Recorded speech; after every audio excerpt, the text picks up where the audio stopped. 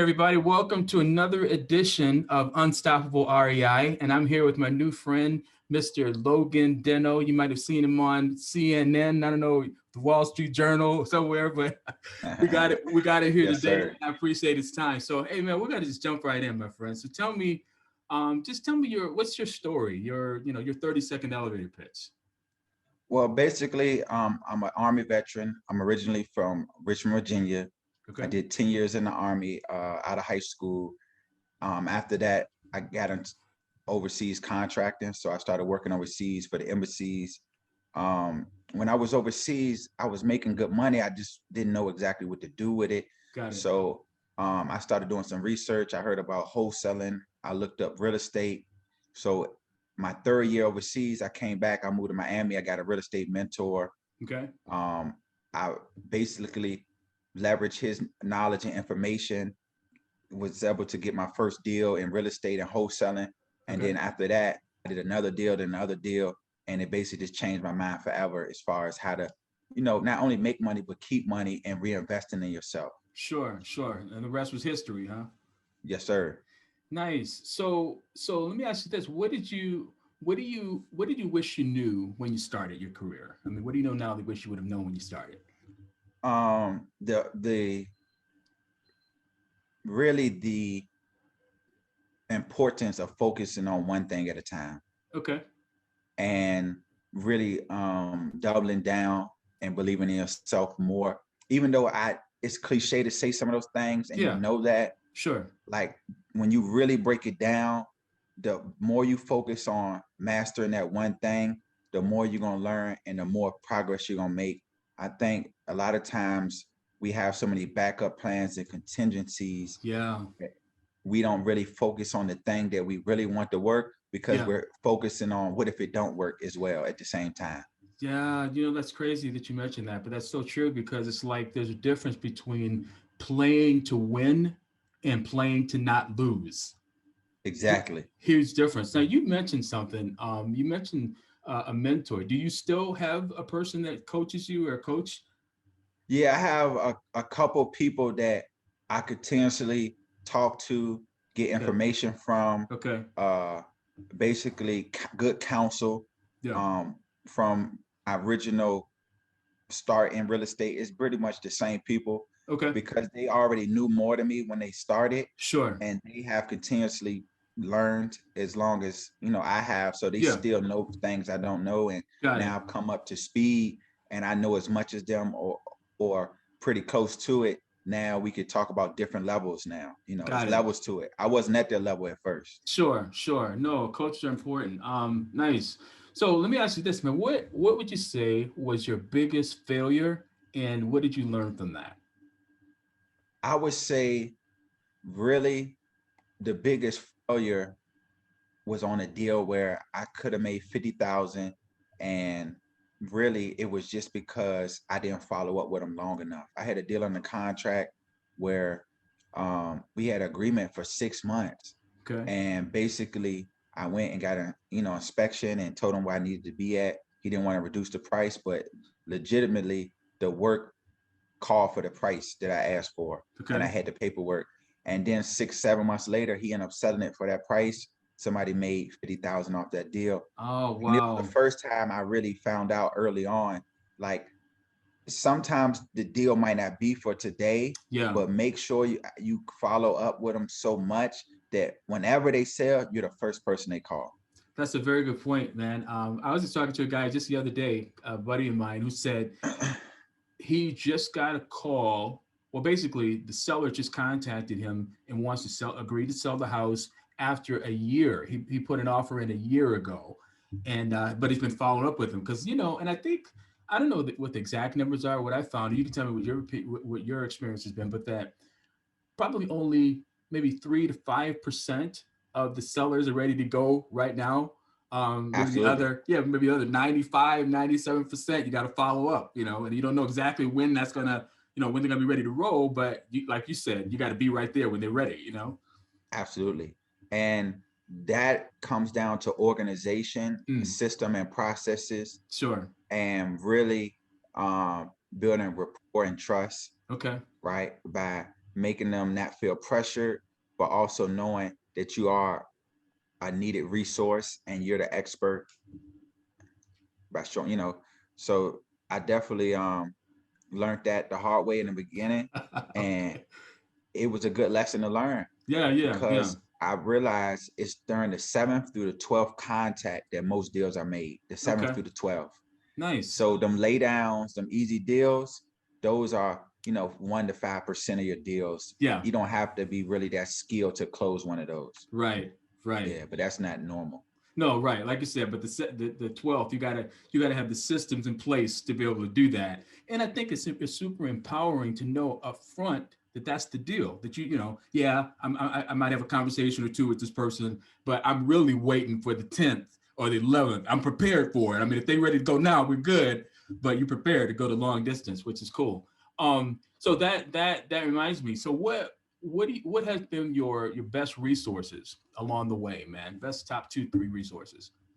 Well, for sure, mentors, Okay. number one, All right. courses, number two, and books, number three, Okay. really in that order. Okay. Because if I can go straight to a person who's figured out what I'm trying to figure out, that's going to be the fastest way to get the information. Sure. If I can get a course from somebody who's figured out what I'm trying to figure out, that's the second fastest. Yeah. Or the book as well is somebody who lived before me, who experienced what I'm trying to figure out, already, did it before. So I think the education is the biggest resource, whether you get it from a person, their intellectual property, be a course or a Okay. book. Good. That makes total sense. So who would you say are, if you had to name like three people who were the most influential in your career, who would those three people be? For sure, it had to be my mentor, my first mentor, Mike Hill, Okay. one of my best friends, and also a good mentor of mine who actually started wholesaling and doing real estate maybe a year and a half, 2 years before me, Okay. Marcus Northington. Okay. And I would probably say number three, Todd Toback. He's a real estate guru, Yeah. guru, a 7-figure earner for the last maybe 10 plus years in real estate. Okay. And his sales course allowed me to really believe in myself enough to fake it before I made it, to Okay. have the confidence to talk to sellers with, millions of dollars worth of real estate Yeah. and not be intimidated by them. And that makes a huge difference. Confidence is everything, isn't it? Yes, sir. Man. So what do you think are, well, I shouldn't say, maybe one myth. What is one myth in real estate that you can debunk? Really, that it takes a lot of money to do it, or Okay. yeah, that, and then in addition to that, that you need a license to get started. Okay. Do you think people still think that you need a license? I know they think you need a lot of money, but people still think you need a license, you think? A lot of people don't really understand the creative side of real Yeah, estate, that's true. and Good point. it sounds like almost illicit or illegal to not Yeah. do it with a license. It sounds Yeah. like how can it be legit? But Yeah.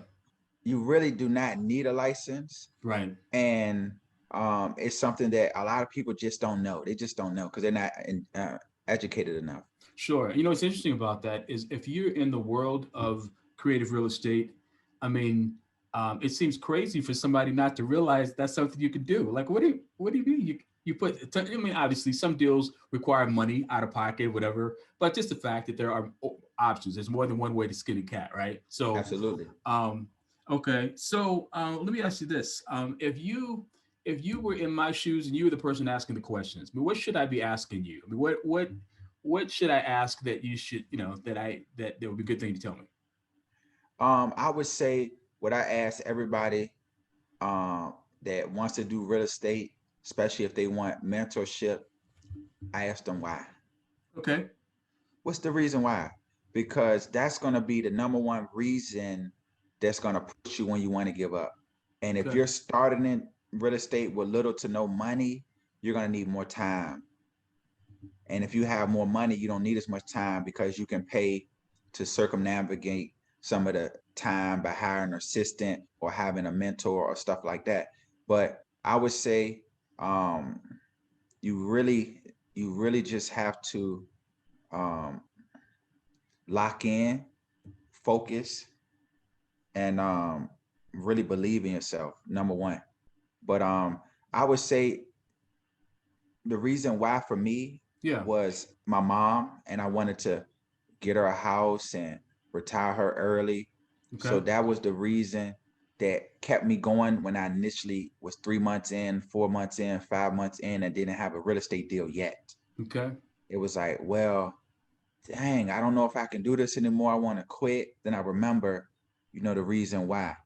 So I would say that's the most important reason, because everybody wants to make money, and doing real estate might not be the best thing just to make money.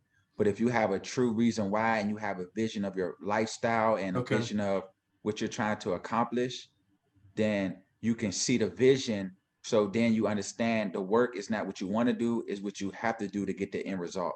Got it. So your why is what's driving you to do that. Okay, that makes a lot of Absolutely. sense. Makes a lot of sense. So before I hit you with this last question, man, we've been moving through this pretty quick. If somebody wants to get a hold of you, connect with you, what is the best way to do that? Yes, sir. I would say number one, Instagram, which Okay. is elite_wealth_builders, or Okay. also on Facebook. You can reach me at Logan. That's LOGANDENNO. Logan Deno. That's my last name.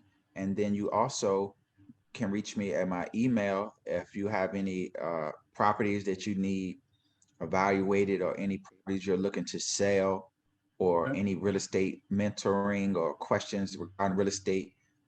You can reach me at acquisitions at LT Elite Capital LLC.com. Okay. So those are some good places where you can reach me. Nice. All right. So here's the big question, man. So if you Google the term real estate investor failure rate, all right, you'll find that 95% of real estate investors fail. Now, obviously, you're not failing, so you're in that top 5%. So what I want to know, two things. Number one, I want to know how would you define the word unstoppable, okay? And I want to know when it came to you achieving success in an industry with a 95% failure rate, what did you do to make yourself unstoppable when it came to failing? I would say I believe the word unstoppable to me means relentless, Okay, nice. meaning just your willingness to quit, your unwillingness to give up, and basically understanding that it's going to be ups and downs, it's going Sure, to be obstacles, but by going through those obstacles, you appreciate the victory that much. You got it. appreciate the reward that much. And really, unstoppable is just meaning you don't give up, Okay, got right? it. Yeah. Because there's ups and downs regardless. So I would say, for me specifically, in my mind, my reason why, my driving force was a main thing that helped me not give up. Okay. And I just felt like that if you want to do something and you really put your all into it, if you believe in it enough, Yeah. the only way you can fail is if you quit. Gotcha. So if you don't quit, you win. Exactly. Because you're going to figure out the things that you need to figure out Yeah. it's called failing forward. You're going to Gotcha. be failing along the way and having ups and downs and adversity. But literally, as you as you fail, you're figuring out something along that process that says, wow, I need to do it like this next time, or this is how not to do it. So now I know exactly what to do. There's so much to keep learning through Sure. this process of failing that you don't realize, like, you really could have failed so much, you figured out everything to do now. Yeah. Yeah. So failing forward, I like that. So you said your initial why was your mom. So you've got her the house now? Um, no, I haven't got her a house quite yet, but I Okay. fixed my mom credit. Um, I removed some serious things. I got her a nice house. Yeah. I mean, excuse me, I got her a nice vehicle. Okay. And this year, that's the goal, to get her a house and retire her. Okay. Nice. Yeah, Nice. yeah. Do you So have my mom sim? doesn't have to worry about no bills or no money Yeah. as of now. And that's been like that for in the last couple of years. But I would love to, shut it down where she don't have to worry about anything really. That's fantastic, man. I saw a guy did a post the other day who he wanted to take his father to the Super Bowl, and he was able to do that. And I've never been. Have you been to the Super Bowl? I've never been to the game. Nah, I haven't. Okay, but I understand the tickets were like $4,000 or something like that. Pretty pretty spendy. But you got to have a goal. But again, like you said, man, it all boils down to your specific why. And I love that you unstoppable is being relentless. I love that word. I try to surround myself with words like that because as an entrepreneur you're gonna get beat up and get shot out of the sky and you got to be prepared for that. So it's like, okay, I'm going to just make myself not. I'm not going to ever give up. Unwilling to Absolutely. give up. You know what I mean? Yeah. And so, but yeah, I appreciate that, man. So listen, man, I know that you're a busy guy. You're a mover and shaker and stuff. I appreciate you taking the time to connect. And I don't want this to be the last connection, man. I want us to be able to, Absolutely not. This yeah, is connect. perfect. I see them palm trees back there. I'm gonna have to come check. Yeah, baby. You know it. Come hang Welcome to out. Miami. Yeah, yeah. Where are you from, and where's your market primarily? I'm from Richmond, Virginia initially. Okay. I reside in South Florida, and Okay. my market is for wholesaling is primarily Indianapolis, Okay. Charlotte, North Carolina area, All right. and Pittsburgh, Pennsylvania. I'm still involved a lot in Virginia, and I still have a lot of connections in Florida, South Florida. I'm Okay. not doing a lot of marketing in Florida, but I still do some. Okay. Nice. Nice. Okay. So you're all over the place. Nice. All right, man. Well, listen, buddy. I really appreciate your time. We're gonna definitely connect up again. Yes, But sir. Appreciate it. yeah, no problem. So we'll talk again real soon. Okay. All right, brother. Thank All you. right. You bet. Take care now.